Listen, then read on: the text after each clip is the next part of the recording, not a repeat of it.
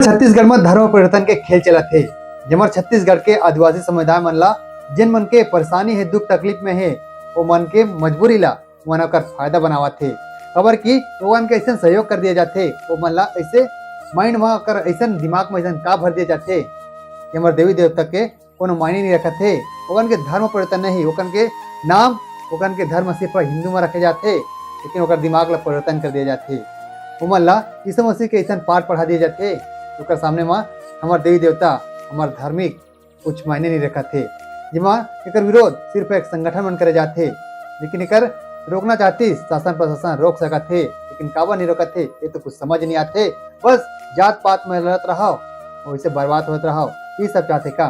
और एकर सेती अमा बेड़ा के कांकेर में जब ऐसा बड़े विवाद हुई से तो अध्यक्ष तथा छत्तीसगढ़ बंद के आह्वान कर गए।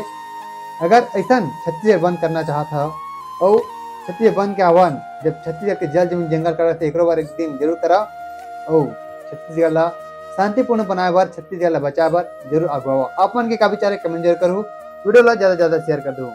जय जोहार, जय छत्तीसगढ़।